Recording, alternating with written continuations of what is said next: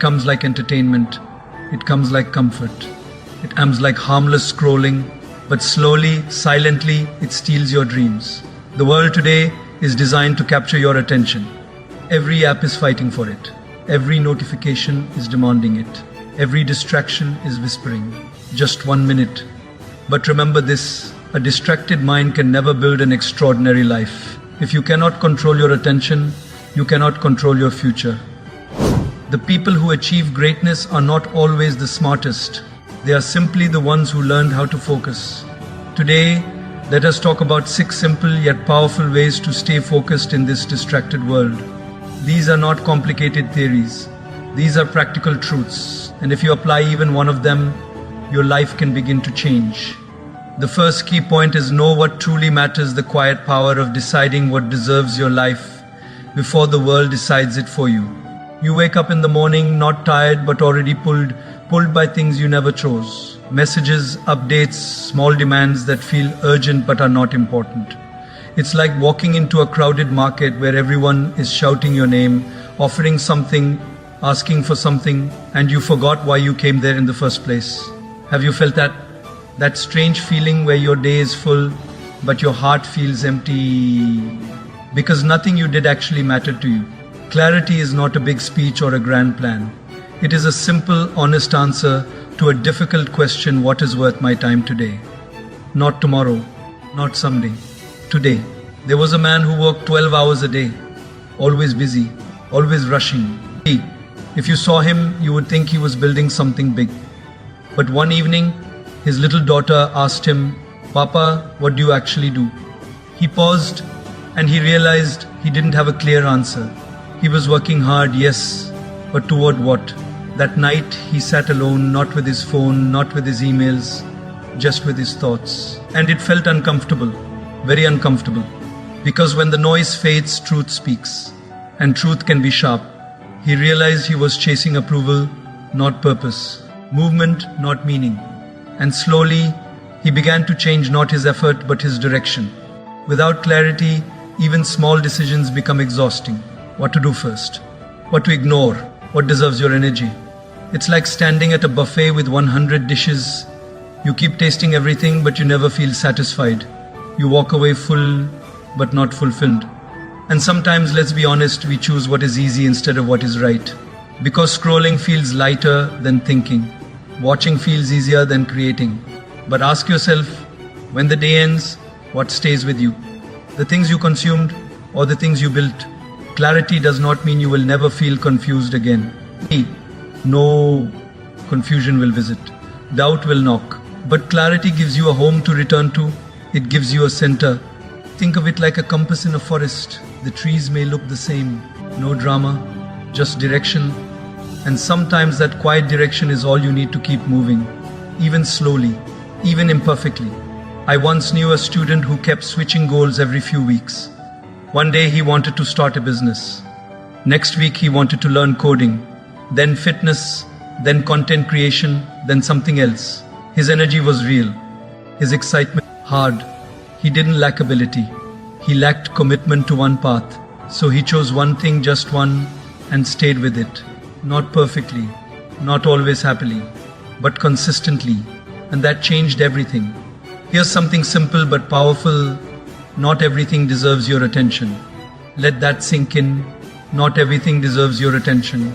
Some things are noise dressed as opportunity. Some are distractions wearing the mask of importance. If you say yes to everything, you are silently saying no to what matters most. And the cost of that is not always visible immediately. It shows up later as regret, as I wish I had focused, as I knew it mattered but I didn't give it time. And that feeling is heavy.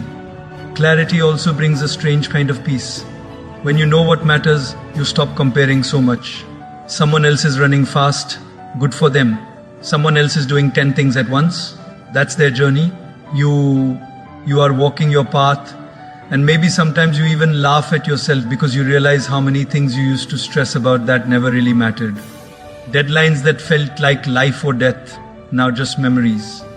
Opinions that once shook you, now just noise. Isn't it funny how serious we get about things that don't even deserve a second thought? So slow down, just a little. Not everything needs your reaction. Not everything needs your energy.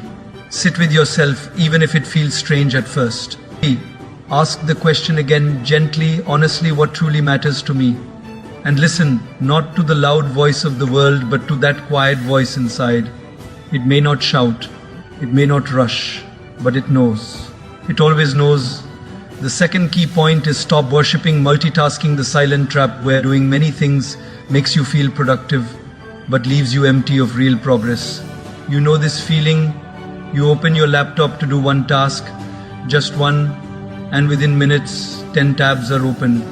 One for work, one for a message, one random video, one article you might read later, and somehow your brain says, yes, this is efficient. But pause for a second, is it really? Or is it just noise dressed up as productivity? Multitasking feels smart. It looks impressive. It even sounds powerful when you say it out loud. But inside, it quietly breaks your attention into tiny pieces, pieces too small to build anything meaningful. Think of your mind like a glass of water, clear, calm, still. Now imagine dropping a pebble into it, ripples form, then another pebble, more ripples, then another and another. Soon the surface is restless, shaking, unclear. That's what multitasking does.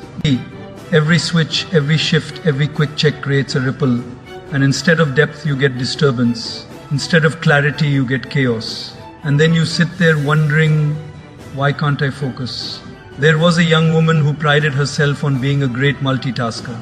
She would attend meetings, reply to messages, scroll social media, and even watch short videos, all at the same time.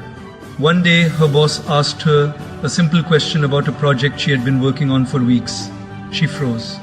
Not because she didn't work hard, but because her attention had never stayed long enough to understand deeply. She had touched everything, but held nothing. Later that evening, she laughed about it with a friend, saying, I think my brain has too many tabs open and none of them are loading properly. It was funny, but also painfully true. Your mind was not designed to split like this. It was designed to go deep, to stay, to explore. But every time you switch tasks, there is a small cost. You may not see it, but you feel it. A little more fatigue, a little less clarity, a little more frustration. It's like constantly changing lanes in traffic, thinking you'll reach faster, but instead you end up stuck, stressed and exhausted. Meanwhile, someone in one steady lane just keeps moving. Let me ask you something honestly.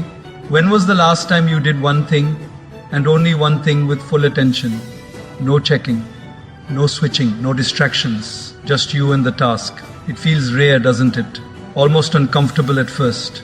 Your hand reaches for the phone, your mind looks for an escape, because it has been trained to jump, to react, to seek constant stimulation.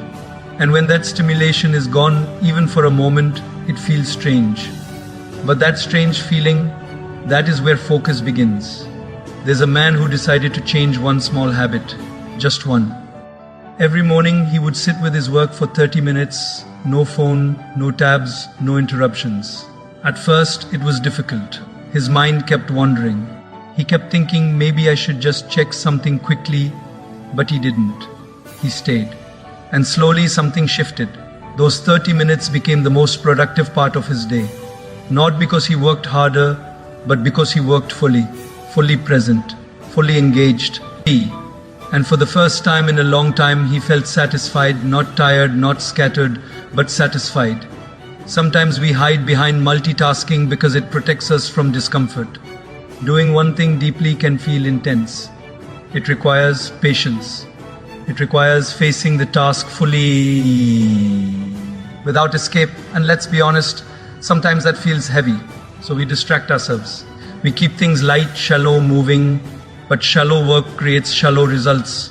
And deep down you know it. You feel it in those quiet moments when the noise fades and a small voice asks, is this really the best I can do? And here's the funny part, the mind actually enjoys focus. Yes, it resists at first, like a child who doesn't want to sit still. But once it settles, once it enters that state of deep attention, it feels good. Really good. Time flows differently. Effort feels lighter. Even difficult tasks become almost enjoyable. You're not forcing yourself anymore. You're in it, fully. And in that moment you realize something simple, something powerful. You were never meant to do everything at once. You were meant to give your best to one thing at a time. The third key point is protect your environment, the quiet art of shaping your surroundings so your focus does not have to fight every second to survive. Look around you for a moment, not with your eyes but with awareness. What do you see? A phone within arm's reach? Notifications waiting like uninvited guests? A messy desk that somehow feels heavier than it looks? These are not small things, they are signals. Your environment is always speaking to your mind, always guiding your behavior, even when you don't notice it. It whispers, check this, open that, just a quick look. And before you realize, your focus is gone not because you are weak, but because your environment is loud. There was a man who kept blaming himself for not being disciplined. Every day he would say, tomorrow I will focus. But tomorrow came and went and nothing changed. One day his friend visited his workspace. Within seconds the friend laughed and said, you don't have a focus problem, you have a circus.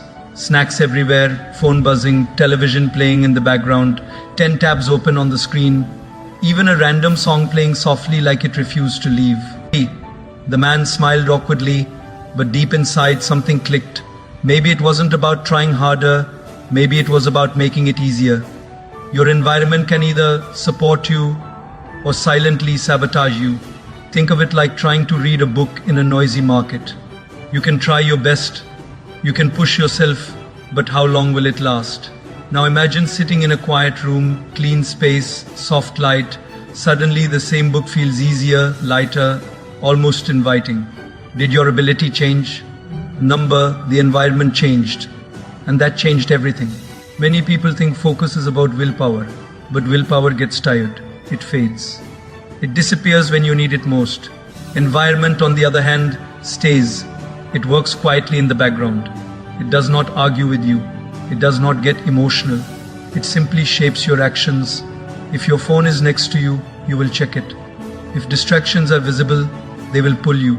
Not because you are careless, but because you are human. And humans respond to what is in front of them. There was a student who decided to experiment with this idea. Nothing dramatic, just small changes. He kept his phone in another room while studying. He cleaned his desk not perfectly, just enough to breathe. Closed unnecessary tabs. Even told his family for the next 1 hour, please don't disturb. At first it felt strange, almost too quiet. He even joked, I miss my distractions. But then, slowly, his mind settled. His focus deepened. And for the first time, he finished his work early and had time left to relax. That surprised him more than anything. Sometimes we don't realize how much our surroundings drain us. A cluttered space creates a cluttered mind. A noisy space creates a restless mind. And then we sit there wondering why we feel scattered. It's like trying to sleep with a bright light shining on your face and blaming yourself for not resting. Doesn't make sense, right? Yet we do the same with focus every single day. We expect calm results from chaotic spaces. And here's something simple, almost funny. Your future might be hiding under that pile of unnecessary things on your desk. Yes, really. Not in a dramatic way, but in a very real, practical way. Every small distraction you remove creates space. Space to think, space to create, space to breathe. And in that space, your best ideas begin to show up quietly, gently, almost like they were waiting for you to make room. So maybe you don't need a new strategy today. Maybe you don't need more motivation. Maybe you just need a small reset, a small shift. Move one thing away, silence one notification, clear one corner of your space. Small actions, repeated gently. Because when your environment supports you, focus stops feeling like a battle and starts feeling natural. The fourth key point is train your mind to stay still, the quiet discipline of teaching your mind to pause, to settle, and to remain where it is instead of running everywhere at once. Most people think distraction comes from outside, from phones, from noise, from people. But sit quietly for a moment, really quietly, and you will notice something surprising. Even in silence, the mind keeps moving. One thought, then another, then another. It jumps from past to future, from worry to memory, from plan to regret. Like a monkey that had too much coffee, it just won't sit still. And then we say, I can't focus. But how can you focus when your own mind refuses to stay? There was a man who decided to sit in silence for 5 minutes every morning. Just 5 minutes, nothing more. No phone, no music, no talking. On the first day, after 30 seconds, he opened his eyes and said, that's enough. It felt long, very long. His thoughts were loud, random, even funny. He started remembering things from 10 years ago, things he didn't even care about. He laughed and said, my brain is like an old cupboard, full of things I never threw away. But he kept trying. Not perfectly, just honestly. Your mind is not your enemy. It is just untrained. Imagine a puppy running around the house. It bites, jumps, runs, chews everything. Not because it is bad, but because it has not been trained yet. If you shout at it, it gets more excited. If you ignore it completely, it gets wilder. But if you gently guide it, patiently, consistently, it begins to calm down. Your mind works the same way. It does not need force. It needs guidance. Soft, steady, repeated. And here's something interesting. We have trained our minds to be restless without even realizing it. Every few minutes we check something. A message, a notification, a quick scroll, even when there is nothing important. We are teaching the mind again and again, don't stay, move. So it learns.